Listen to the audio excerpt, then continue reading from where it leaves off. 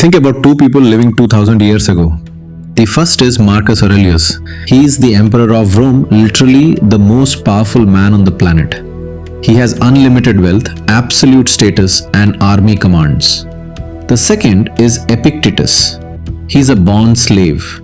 He owns absolutely nothing, not even his own body. One man had everything, the other had nothing.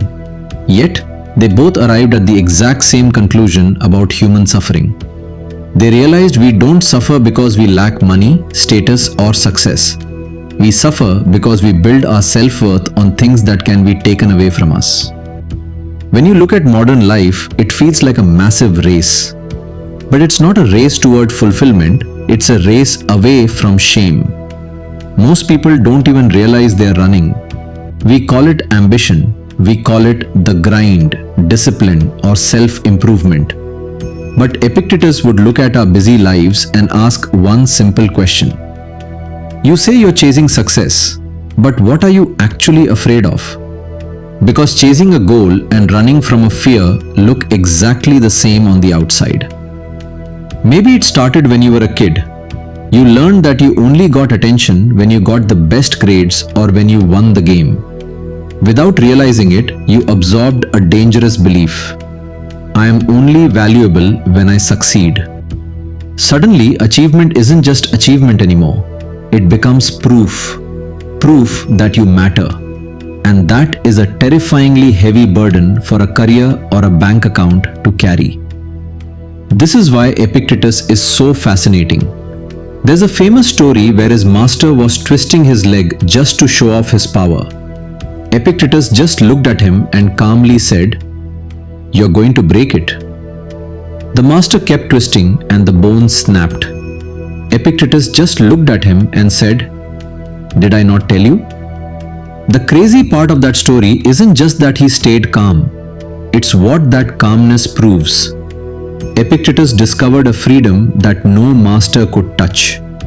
He realized life is divided into two buckets. Things you can control and things you can't. In your control, your actions, your thoughts, your character, your choices. Out of your control, your reputation, your bank account, other people's opinions, and success itself. Epictetus argued that all anxiety begins when we tie our happiness to the bucket we can't control. Think about how much time we spend managing impressions, chasing likes, and comparing ourselves to strangers on the internet. No wonder our peace of mind feels so fragile. Now look at Marcus Aurelius from the other side of the spectrum. When you read his private journal, Meditations, you don't see a guy flexing his power. You see a man terrified of getting addicted to it. He constantly reminded himself, "Fame fades. Praise is empty. The people applauding you today will be dead tomorrow, and so will you." To Marcus, this wasn't depressing, it was liberating. If all external validation disappears anyway, your identity can't safely rest on it. It has to rest on who you are when the applause stops and nobody is watching. Let's bring this into real life. Tomorrow morning, you wake up.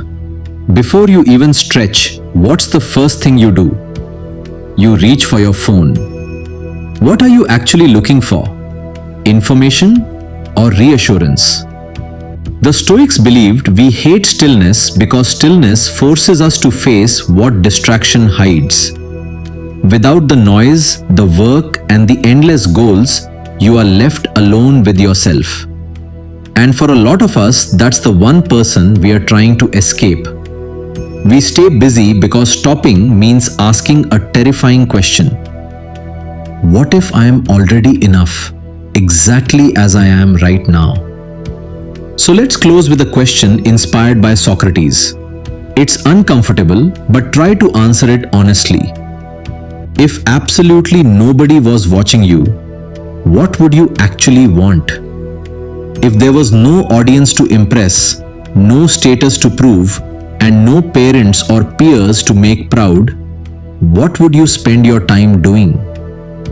Whatever your answer is, that is your true self. The exhaustion you feel right now isn't from working hard. It's from carrying the lie that you have to earn your right to exist. You don't.